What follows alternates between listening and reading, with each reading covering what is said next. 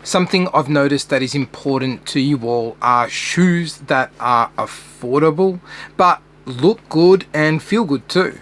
And you're in luck, because this channel is all about my love for shoes, and that love for shoes does not discriminate against shoes that are expensive, cheap, hyped or not, available or hard to get. And that's why I started up a series of affordable kicks on the channel. And so far I've only covered Nike with the couple of videos that I've done to date. But there is room for a new brand that I haven't really covered a whole lot on the channel, and that's Puma, or Puma if you are in other parts of the world. They have some awesome options available, but the one I'm going to talk about today is the Future Rider, and I'm also going to talk about the Rider family in general.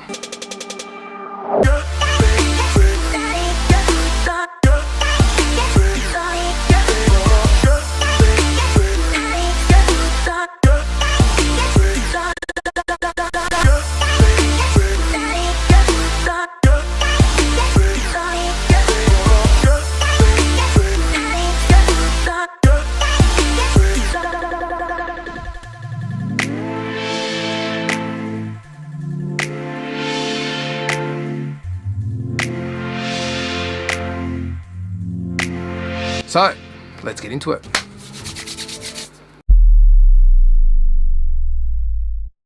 Puma is the home of many a nice looking shoe, but I think they are also a really underrated brand. Underrated mostly because they have really lacked that one model that everyone's talking about and has to have. They've had some nice models, sure, and about 20 years ago there was this like strappy number that was wildly popular in Australia. Apart from that, it's been a bit of a non-event with Puma.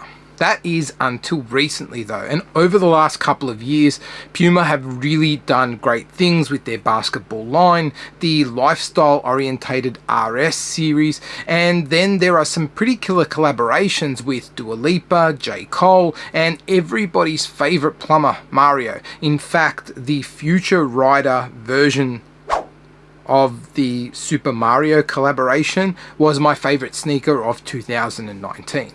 2020.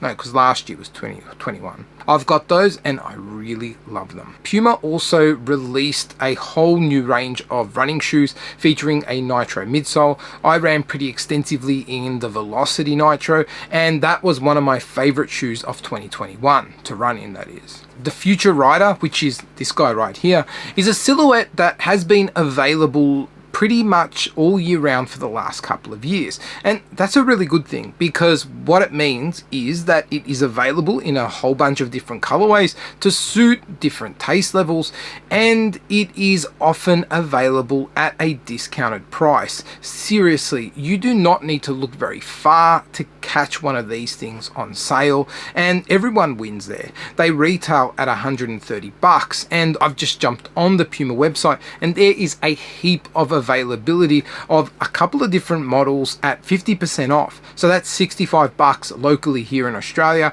or about $50 in US dollars. And for that coin, what you're getting is a really good looking pair of shoes that draws on that retro vibe that all the kids are after these days. The Future Rider itself belongs to a growing number of shoes that are part of the Rider family, and all of these shoes are basically using the Puma Fast Rider as their muse. The Fast Rider was probably Puma's first like revolutionary running shoe from the 80s, and it was released in a trio of shoes. The Fast Rider would be what we would call today a daily trainer, a bit of a jack of all trades type of running shoe, and then the Light Rider and Track Rider were lighter shoes that were designed for more faster sessions or race days. The most obvious feature of those running shoes was the feeder bean, I don't know if I'm saying that right, outsole design. That feeder bean outsole design is basically like a waffle type of pattern with these exaggerated lugs underfoot. That studded pattern that those shoes had actually worked to providing a really cushioned ride for the shoes. Those studs basically acted as a spring that would cushion a lot of the impact underfoot. The revival of the Rider series started a few years ago.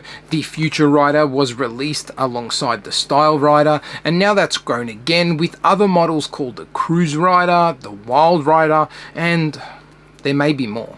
I honestly think all of the models that belong to the Rider family are solid choices, but the Future Rider is definitely the pick of the bunch. It combines retro style with this modern touch that feels seamless. Typically with the Future Rider, you would get a suede and textile material mix, but with the model that I've got right here, it is a leather upper. This particular model was charged at a $20 premium above the standard Future Rider, but in all honesty, once they're discounted, they're all about on par with each other. What doesn't change though is how good the shoe looks. The best thing about the Future Rider is that it is versatile. They can be dressed up, they can be dressed down, and they give you a different look from the 80s that isn't necessarily a basketball shoe, which for the record, I love those basketball shoes like the Forum, the Jordans, models from Converse, whatever. But what I'm saying is it's nice to get a different perspective, and variety is the spice of life, isn't it? If you are looking at a pair of Air Max 90s and you've already got 1, 2 or 3 pairs of those, I think you should branch out and take a look at a pair of these Puma Future Riders. You haven't got much to lose. You really don't even have that much money to lose because they're often available pretty cheap. If you are going to grab a pair of these, go true to size. I find that they offer a really comfortable fit. With the Future Rider, I definitely wouldn't size up or down half a size, even if it's something that you tend to do with different types of shoes.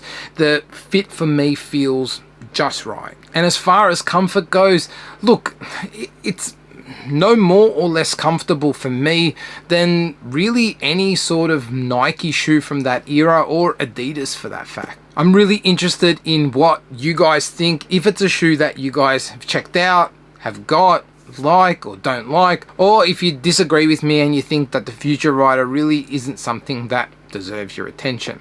Anyway, leave your thoughts in the comments below, but until the next video, laters.